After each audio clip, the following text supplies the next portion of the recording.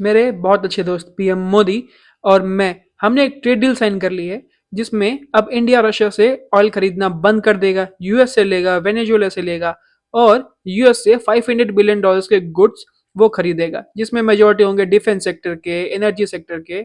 लेकिन Donald Trump की ये बात सच है या झूठ, आइए समझते हैं। थोड़ी टाइम पहले व्हाइट हाउस के स्पोक्स पर्सन आए और उन्होंने कहा नहीं नहीं नहीं, इंडिया 500 बिलियन डॉलर्स के गुड्स खरीदेगा नहीं, 500 बिलियन डॉलर्स की इन्वेस्टमेंट करेगा। तो सी, इनके आपस में कोऑर्डिनेशन नहीं है। दूसरी बात रशियन ऑयल की, जिसमें यूएस ने कुछ नहीं कहा, इंडिया ने कुछ नहीं कहा, लेकिन क्रेमलिन, रशिया के स्पोक्स पर्सन है, उन्होंने बोला कि नहीं, इंडिया ने अभी हमें ऐसा कुछ नहीं बताया कि वो हमसे ऑयल खरीदना बंद कर देंगे, प्लस इंडिया डाइवर्सिफाई करेगा और उसमें रशिया को कोई प्रॉब्लम नहीं है। अरे होगी भी क्यों, इंडिया पिछले 3 सालों से बोल रहा है कि we will diversify, we will diversify. हम एक कंट्री पे अपनी डिपेंडेंसी नहीं रखेंगे कभी भी। इसमें भी डोनाल्ड ट्रंप की बात जो है वो गलत हो रही है। लेकिन ऐसा हुआ क्या? जो कुछ टाइम पहले यूएस का कॉमर्स सेक्रेटरी हावर्ड लुटनिक ये बोल रहा था कि पीएम मोदी गिड़गिड़ाते हुए ट्रंप के पास आएंगे 2 महीने में और फिर ट्रंप के ऊपर होगा कि पीएम मोदी के साथ क्या करना है।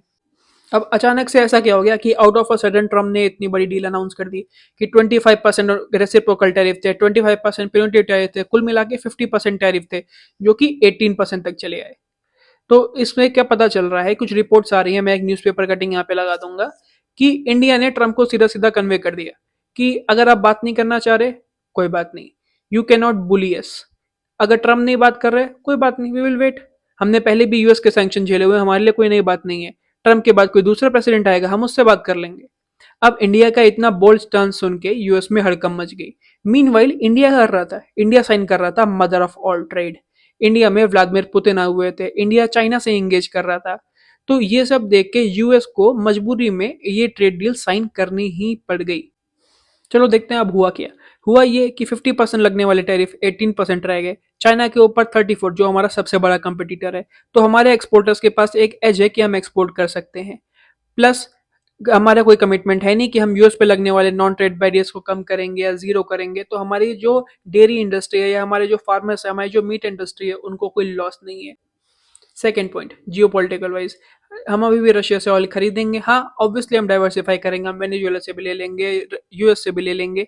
वो ऑयल हमारे यहाँ पे आएगा, हम उसको रिफाइन करके यूरोप में बेच देंगे, दुनिया भर में बेच देंगे। तो यहाँ भी हमारा प्रॉफिट है। तो आपको इंडिया का ये मूव कैसा लगा, हमारी डिप्लोमेसी कैसी लगी है, मुझे कमेंट सेक्शन में बताएं। और ऐसी वीडियो देखने के लिए प्लीज़ फॉलो कर लो इंस्टाग्राम पे, अगर यूट्यूब पे देख रहे हो तो सब्सक्राइब कर लो। जय हिंद, जय भारत।